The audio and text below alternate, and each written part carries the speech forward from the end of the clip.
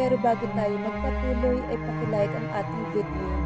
Ganun din ang subscribe button, pati na rin ang bell icon para lagi kayong updated sa mga parating ko pang mga uploads.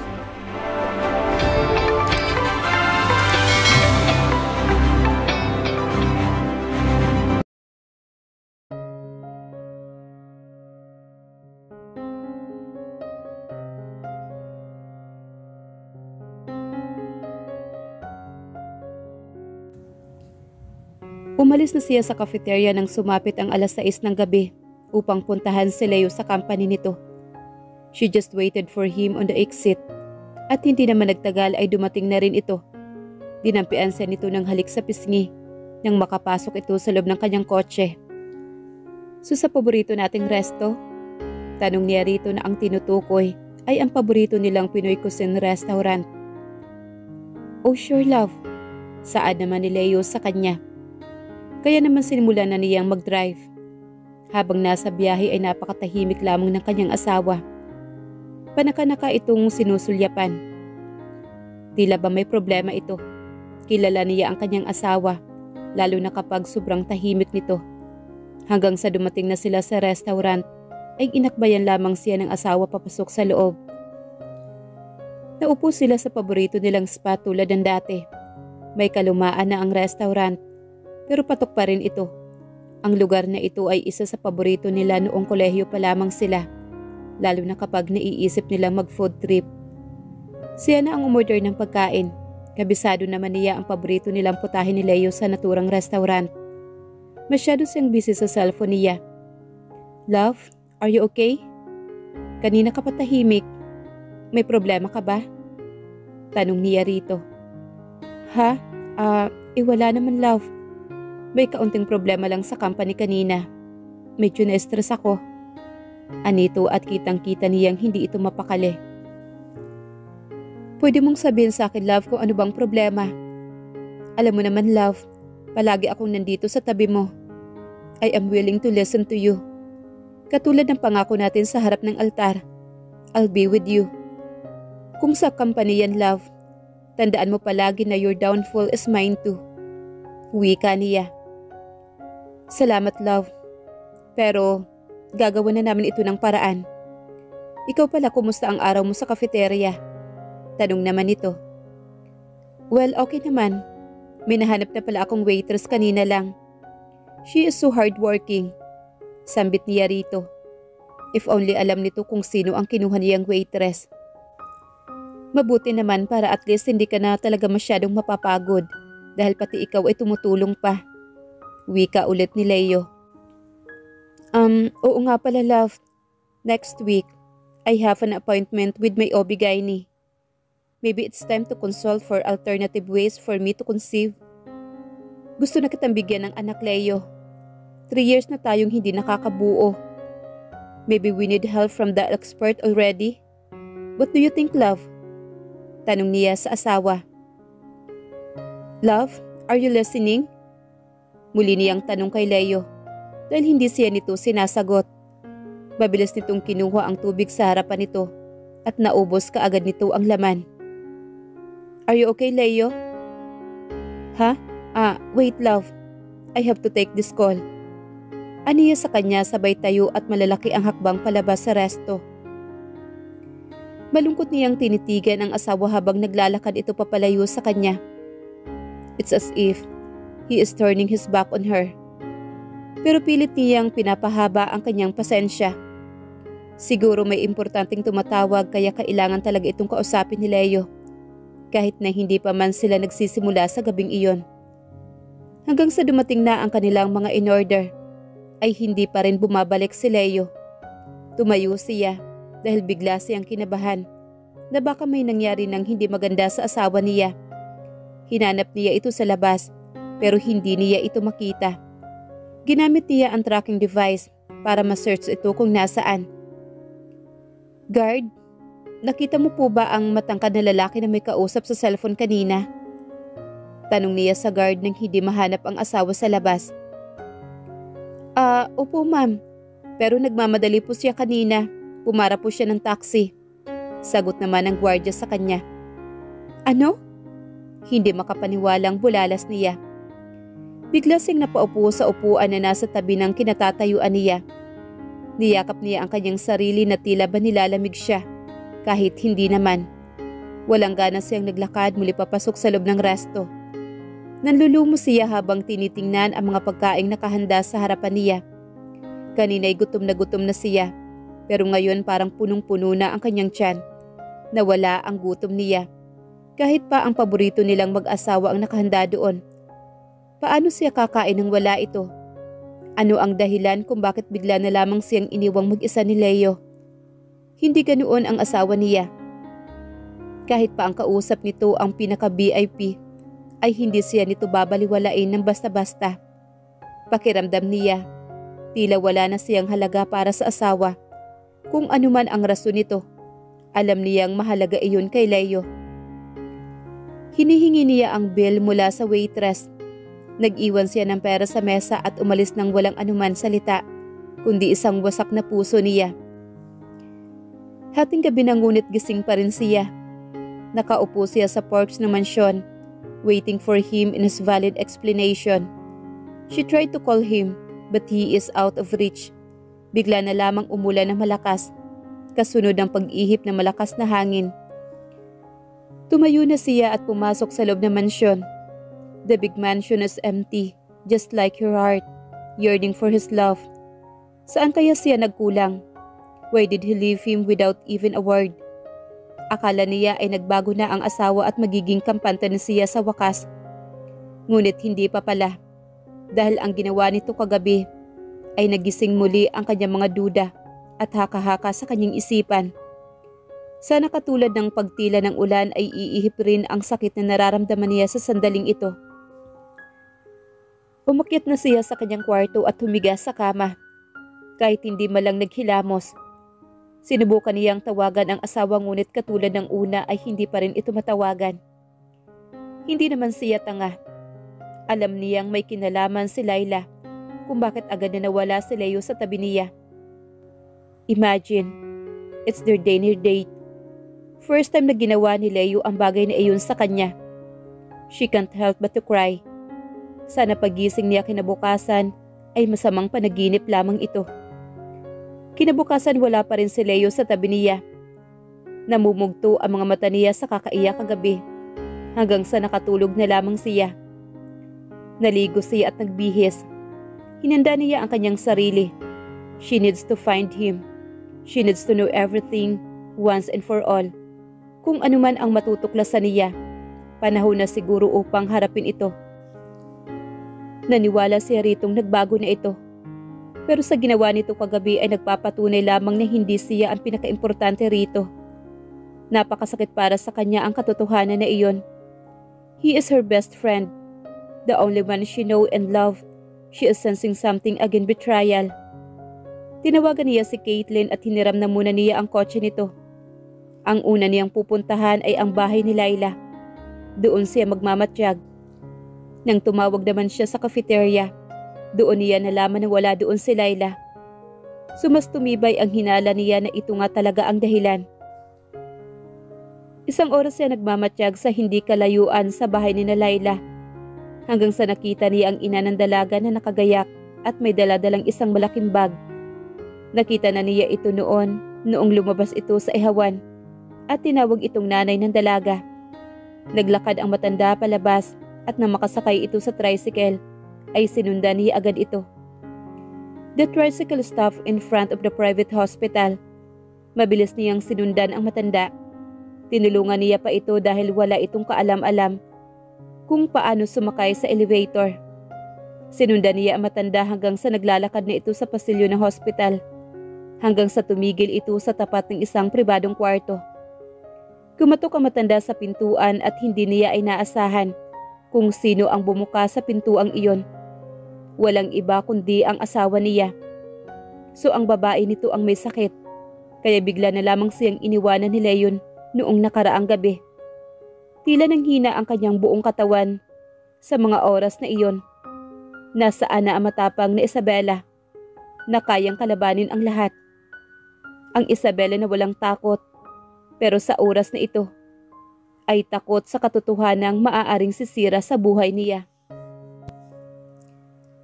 5 minuto na siya nakasandal sa pader sa labas ng pribadong kwarto na iyon. She is waiting for Leo to go outside. Pero tila wala na itong planong lumabas pa. Hindi nagtagal ay nakita niya ang nanay ni Layla na lumabas mula sa pintuan. Kaya naman iyon na ang pagkakataon niya na pumasok. Nakatalikod si Leo sa kanya at paharap naman ito sa babaeng nakahiga sa hospital bed. Leo? Tinawag niya ito. Kahit na sa totoo lang, ay nanghihina talaga siya. Bago pa man nagsalita si Leo ay may biglang bumuka sa pintuan. Hello? So Layla, mabuti na ba ang pakiramdam mo? Next time, huwag ka na masyadong magpapagod ha. Maselan yung pagbubuntis mo. Kailangan mo ng iba yung pag-iingat. Magdadalawang linggo pa lang yan. Alagaan mo ang sarili mo para kay baby ha. Sambit ng doktora habang nakatingin naman kay Layla. Ni isa sa kanila ay walang nakapagsalita sa sandaling iyon. Si Leo imbes na makinig sa doktor, ay sa kanya ito nakatingin. So mister, kailangan mong bilhin ito ha. Vitamins and milk para kay mami. Alagaan mo siya, okay? Wika naman ng doktora at tumalikod na sa kanila. Ma'am, bumisita po kayo? Paano niyo pong nalaman na hospital po ako? Pasensya na po kayo ma'am. Hindi na po ako tutuloy sa pagtatrabaho. Kasi bawal na po sa akin dahil masilan po si baby. Mahabang salisay ni Layla sa kanya. Isabel, we need to talk. Sambit naman ni Leo sa kanya. Pinilit siya nitong hilahin ngunit hinawakan niya ang braso ni Leo at walang kahirap-hirap na pinilipit ito. Aray Isabel, please, bitawan mo ako. Let's just talk please. I will explain everything. Anito sa kanya. No Leo, ako dapat ang magpaliwanag sa inyong dalawa. Sambit niya at binatawan ang kamay ng asawa. Malakas ang pagbitaw niya. Kaya napasubsob ito sa kama sa tabi ni Layla. Sa susunod na hawakan mo ako o kakalad ka rin mo ako palabas ng kwartong ito. Sisiguraduhin kong ikaw naman ang mahospital, Leo. Banta niya rito. Matatag siya naglakad papalapit sa mga ito. Akala niya ay iiyak siya pero hindi. Tila ba kay mahal ng mga luha niya sa mga oras na iyon. Makinig ka, Layla. I am Mrs. Isabela Ignacio del Carmen, ang legal na asawa ni Leo del Carmen. Ngayon makinig ka. Ayusin mo ang mga dapat mong ipaliwanag. Dahil kung hindi, sa kulungan ang bagsak ninyong dalawa. Aniya sa mga ito. Sinubukang lumapit ni Leo sa kanya ngunit itinulak niya ito. Narinig niya ang pagtangis ni Layla. I'm so sorry po, ma'am. Hindi ko po alam. Patawarin mo po kami ni Leo. Minahal ko po siya. Naniwala po ako sa mga pangako niya. Pero intindihin niyo po sana ako. Buntis po ako. At si Leo po ang ama. Humihikbing sambit ni Layla sa kanya. Totoo ba, Leo? Buntis ang babae mo at ikaw ang ama? Sa'yo ba talaga? Totoo ba? Malakas niyang hiyaw sa asawa. Tila naguguluhan na sa sandaling iyon. Matalim niya itong tinitigan. Kung iisipin niya ang lahat ng panluloko nito, ay hindi na siguro siya makakatayo sa oras na ito. Sinubukan niyang maging matapang. Iyon ang kailangan niyang gawin. Ayaw niyang ipakitang umiiyak siya. Iiyak siya pero mamaya na siya kung siya na lamang mag-isa. Gusto niyang maging matapang sa harapan ni Leo at Layla. Kahit na durog na siya sa oras na iyon, ay pilit pa rin siyang lumalaban. Yes, Isabel. Ako ang ama. Niloko kita. Nagmahal ako ng iba, Isabel. Hindi ko tinupad ang pangako ko sa iyo. 4 na buwan na kaming may relasyon ni Layla. Sambit nito habang nakatingin ng diretsyo sa kanyang mga mata. Walang hiya ka talaga, Leo. Niloko mo ako. Binuntis mo ang babae mo. Paano mo nagawa ito, Leo? Ano ang ginawa ko sa iyo? Saan ba ako nagkulang, Leo? Para gawin mo ang lahat ng ito. Pinagbabayo niya ang dibdib ng asawa. Dinig niya ang pag-iyak ni Layla, pero wala siyang pakialam sa oras na iyon. I'm so sorry, love. Hindi ko sinasadya. Dagdag pa ng asawa niya. Kambal na sampal ang ibinigay niya sa mukha nito. Anong hindi sinasadya? Alam mong may asawa ka, Leo. Hindi mo naisip kung ano ang mararamdaman ko. Sabihin mo nga sa akin, mahal mo pa ba ako, Leo? Mariing tanong niya rito. Oo, mahal kita, Isabel. Hindi totoo yan. Hindi ka marunong magmahal. Dahil kung mahal mo ang isang tao, hindi mo siya sasaktan. Nung araw na pinili mo akong lokohin, iyon ang araw na kinalimutan mo ang lahat sa pagitan nating dalawa. Malakas niyang hiyaw sa asawa. Mahal kita. Mahal ko rin siya, Isabel. Magkakaanak na kami. At alam mong noon pa man ay hinihiling ko na sa'yo ang bagay na ito, hindi ba? Pero hindi mo kayang ibigay ang gusto ko. Wika sa kanya ni Leo. Pulang-pula ang mga mata ni Leo dahil naiiyak na rin ito. Muli na naman niyang sinampal ang asawa. Gusto kitang patayin sa oras na ito, Leo. Hindi ko maibigay sa iyo ang kaya niyang ibigay sa ngayon. Oo, tama ka. Pero simula pa man noon ay binigay ko sa iyo ang puso ko at ang buo kong pagkatao. Ang buong pagkatao ko ay umikot lamang sa iyo. Diretsuhin mo ako, Leo. Anong gusto mong mangyari? Matapang niyang tanong sa asawa. Gusto niyang marinig ang lahat. Ito na ang tamang pagkakataon na nakikinig ang babae nito na walang tigil pa rin sa kakaiyak. Narinig niya ang pagbuntong hininga ni Leo. Hinawakan nito ang mga kamay niya na parang noong araw ng kasal nila na isang katerbang pangako ang binatawan nito sa kanya.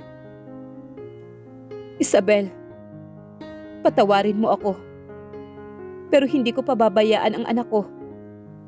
Kailangan mong malaman ang lahat. Nagsinungaling ako sa iyo. Hindi ko ipinakita sa iyo ang result. Dati galing sa obigaini mo. Isabel, hindi ka maaaring magdalang tao.